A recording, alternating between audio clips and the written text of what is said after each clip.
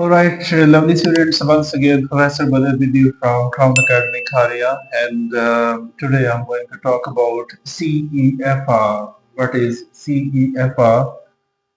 This is something ununderstandable for a lot of people who are learning language, and let's see, without wasting even a single moment, what CEFR level is. So let's see. Alright guys, so what is the CEFR level in English? Keep in mind,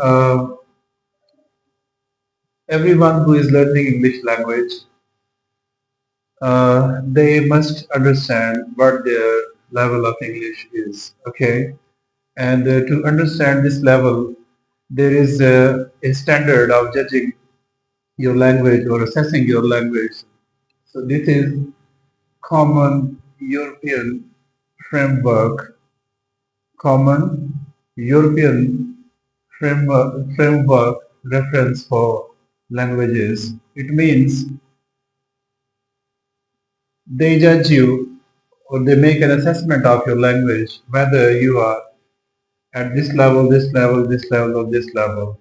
Alright? There are 6 levels: A1, A2, B1, B2, C1, C2. I'm not going to explain fully today what these levels mean in detail, but basically when you are at A1 level, it means you are a beginner, just a beginner, like you can say to someone, hello, how are you? And you can understand English at this level. When you are at A2 level, the next level, it means you are pre-intermediate, right? Pre-intermediate means you are better than this level. Here you can understand English and you can answer better than the person whose level is A1. Okay, well maybe you think your English is good, but it wouldn't be good for it might not be good for the employer, right? Maybe you think that your English is of higher level, but it might not be acceptable for the university. Maybe you are good at reading, but not good at writing at the same time. So CEFR makes an assessment as a whole, right? Third level is B1, intermediate level.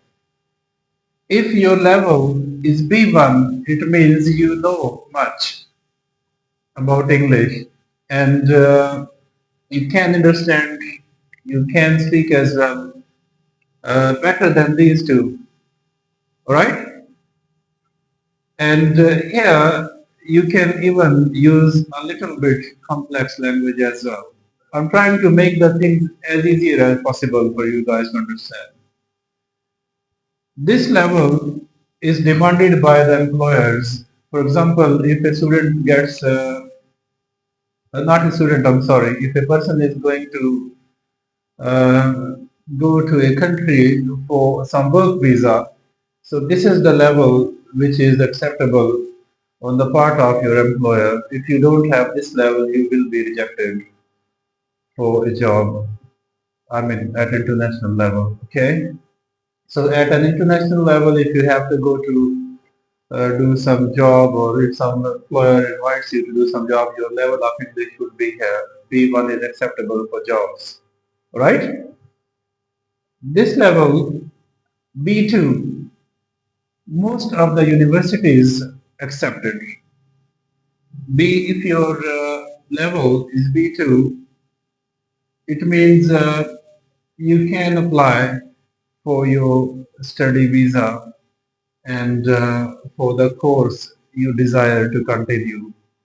But definitely all over the world now, English language is a necessity, and you must have some, acceptable level of English. Only then you would be able to get your visa and continue your studies out of your country. So B2 is mainly acceptable for the students who apply for the study visa, but not everywhere. Keep in mind, if your level is even better, it would be more acceptable and good for you, actually.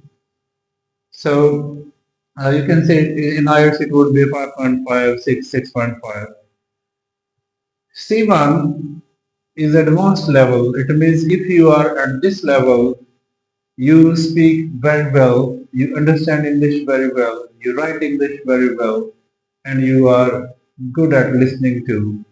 Alright? It means all the four modules you have good command in all the four modules, and it is close to this one, the proficient one. Okay, C2 and C1. If you are at level C2, it means you are proficient in English. Not as much of an expert as this one, but not less either. Okay, so C1 and C2 are almost the same, but here you are proficient in understanding English of the native speakers. You write like natives, and you speak like natives as well, and you are brilliant and kind of expert in reading as well. Alright, so these 6 levels are mainly a kind of assessment of your English language, and you must know, you should know, definitely you should know where you are. Of course, if there is a class, and in the class there would be 6 students, for example, so they might be having this level. One would be with A1, one would be A2, then B2, things like that go on. Another misconception is that we sometimes ourselves say my English is very nice, but it is actually not. Maybe your friend says to you, oh, your English is brilliant, but if CEFR level, if you are considered in that way, it might not be acceptable. So understanding this level is very, very important. Thank you so much. In the next video, I'll be explaining in detail uh, what A1, A2, B1, B2, C1, C2 levels are actually. In this video, it's just the names of the 6 levels, okay? And of course, they are from Cambridge language testing system. And in the next video, we will be in detail learning how these work. Alright? So in the next video, hopefully, I would be explaining each and everything to you guys.